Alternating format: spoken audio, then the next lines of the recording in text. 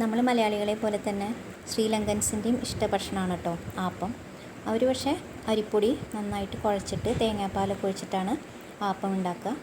തേങ്ങാപ്പാലിന് പകരമായിട്ട് പശുമ്പാൽ ഒഴിച്ചിട്ടും ആപ്പം ഉണ്ടാക്കും. അതുപോലെ തന്നെ ശർക്കര നീര് ഒഴിച്ചിട്ടും ആപ്പം ഉണ്ടാക്കും കേട്ടോ. വളരെ എളുപ്പമാണ് ഉണ്ടാക്കാനായിട്ട്. നല്ല സോഫ്റ്റായിട്ടും ഉണ്ടാക്കാം, അതല്ലെങ്കിൽ നല്ല ക്രിസ്പി ആയിട്ടും ആപ്പം ഉണ്ടാക്കാം.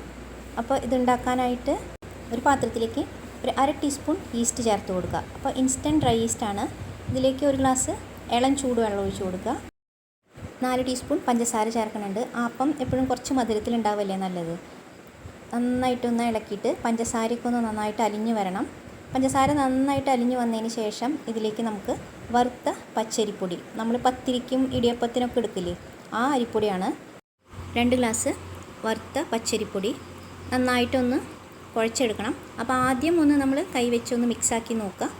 വെള്ളം ആവശ്യമുണ്ടെങ്കിൽ മാത്രം കുറേശ്ശെ വെള്ളം ഒഴിച്ചിട്ട് കുഴച്ചെടുക്കുക. നമ്മൾ ചപ്പാത്തിക്കൊക്കെ മാവ് കുഴക്കില്ലേ, അതേപോലെ കുഴച്ചെടുക്കണം. വെള്ളം കൂടി പോകണ്ട. അപ്പോൾ അതേപോലെ കുറേശ്ശെ വെള്ളം ഒഴിച്ചിട്ട് നല്ല സോഫ്റ്റായിട്ടൊന്ന് കുഴച്ചെടുക്കാം. ചപ്പാത്തിക്ക് മാവ് കുഴക്കണ പോലെ നല്ല സോഫ്റ്റായിട്ട് കുഴച്ചെടുത്തിട്ട് പൊങ്ങാനായിട്ട് മാറ്റി വയ്ക്കാം. നല്ല ചൂടുള്ള ക്ലൈമറ്റൊക്കെ ആണെങ്കിൽ ഒരു 2 മണിക്കൂറിനുള്ളിൽ തന്നെ മാവ് പൊന്തി വരും. അതെല്ലാം നമ്മളിപ്പോൾ ബ്രേക്ക്ഫാസ്റ്റ് ഉണ്ടാക്കാനാണെങ്കിൽ രാത്രി മാവ് കുഴച്ച് വെച്ചാൽ മതി. രാവിലെ നമുക്ക് ബ്രേക്ക്ഫാസ്റ്റ് ഉണ്ടാക്കാൻ പറ്റും. മാവ് ദാ നന്നായിട്ട് കുഴച്ചെടുത്തിട്ടുണ്ട്. ഇനി നമുക്കിത് മൂടി വയ്ക്കാം. ഇനി അപ്പത്തിൻ്റെ കൂടെ കഴിക്കാൻ വേണ്ടിയിട്ട് വളരെ പെട്ടെന്ന് തന്നെ നമുക്കൊരു സ്റ്റൂ ഉണ്ടാക്കാം. അപ്പോൾ അതിന് വേണ്ടിയിട്ട് ഞാൻ 2 ഉരുളക്കിഴങ്ങ് എടുത്തിട്ട് ചെറുതായിട്ട് കട്ട് ചെയ്തിട്ടുണ്ട്. ഇനി ഇതിലേക്ക് ഒരു സബോള ചെറുതായിട്ട് അരിഞ്ഞ് ചേർക്കുന്നുണ്ട്. ഒരു ചെറിയ കഷ്ണം ഇഞ്ചി ഒന്ന് ചതച്ചിട്ട് കൊടുക്കുക. ഒരു പച്ചമുളക്, എരിവുള്ള പച്ചമുളകാണെങ്കിൽ 1 മതി കേട്ടോ.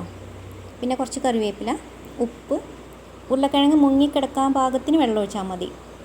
ഒഴിച്ചിട്ട് നമുക്ക് കുക്കറിൽ വേവിച്ചെടുക്കാം. ഒരു 3 വിസിലൊക്കെ മതി, അല്ലെങ്കിൽ ഒരു 10 മിനിറ്റ് ഉരുളക്കിഴങ്ങ് വെന്ത് കിട്ടും.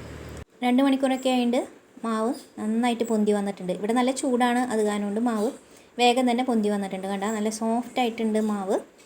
ഇനി ഇതിലേക്ക് തേങ്ങാപ്പാൽ ചേർത്ത് കൊടുക്കണം. അപ്പോൾ നല്ല കട്ടിയുള്ള തേങ്ങാപ്പാൽ ചേർത്ത് കൊടുക്കുകയാണ് കേട്ടോ നല്ലത്.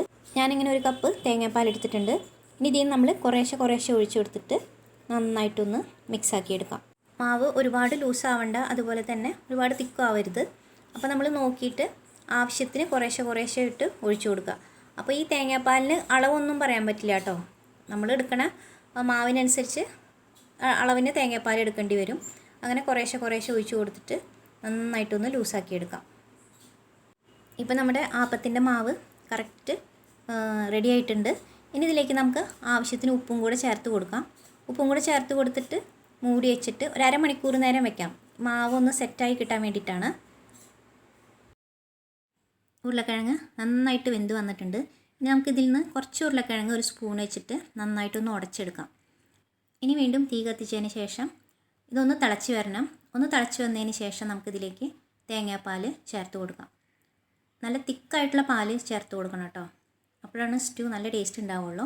തേങ്ങാപ്പാലും കൂടി ചേർത്തിട്ട് ആവശ്യത്തിന് ഉപ്പും കൂടി ചേർത്ത് കൊടുക്കുക. ഇനി ഒന്ന് തിളച്ച് വന്നാൽ മതി. കുറച്ച് പച്ച വെളിച്ചെണ്ണയും കൂടി ഒഴിച്ച് കൊടുത്തിട്ട് തീ ഓഫ് ചെയ്യാം. നമ്മുടെ സ്റ്റൂ റെഡി ആയിട്ടുണ്ട്. 1/2 മണിക്കൂർ വെച്ചപ്പോഴേക്കും മാവ് നന്നായിട്ട് പൊന്തി വന്നു കേട്ടോ. നമുക്ക് ആപ്പം ഉണ്ടാക്കിയെടുക്കാം. ആപ്പച്ചട്ടി വെച്ച് ചൂടാകുമ്പോൾ 2 കയ്യിൽ മാവ് ഒഴിച്ച് കൊടുക്കുക. സൈഡൊക്കെ ഒന്ന് മൊരിഞ്ഞ് വരുമ്പോൾ മൂടി വെച്ചിട്ട് ഒരു 2 മിനിറ്റ് വെച്ചാൽ മതി. ആപ്പം വെന്ത് കിട്ടും. ഇനിയിപ്പോൾ നമുക്ക് മൊരിഞ്ഞ അപ്പം വേണമെങ്കിൽ ഒരു 2 മിനിറ്റ് കൂടി കൂടുതൽ വെച്ചാൽ മതി. സൈഡൊക്കെ നന്നായിട്ട് മൊരിഞ്ഞ് വരും. ഞാനിപ്പോൾ അപ്പം നല്ല സോഫ്റ്റായിട്ടാണ് ഉണ്ടാക്കിയത്. ഒരുപാട് മൊരിച്ചൊന്നും എടുത്തിട്ടില്ല. നല്ല എളുപ്പമാണ് ഉണ്ടാക്കാനായിട്ട്. അരി കുതിർക്കണ്ട, അരക്കേണ്ട ആവശ്യമൊന്നുമില്ല. നിങ്ങളെല്ലാവരും ഉണ്ടാക്കി നോക്കിയിട്ട് അഭിപ്രായം പറയാൻ മറക്കരുത്. ഇഷ്ടമായെങ്കിൽ ഷെയർ ചെയ്യണം, കമൻറ്റ് ചെയ്യണം, ചാനൽ സബ്സ്ക്രൈബ് ചെയ്യണം. അടുത്ത വീഡിയോയിൽ കാണാം.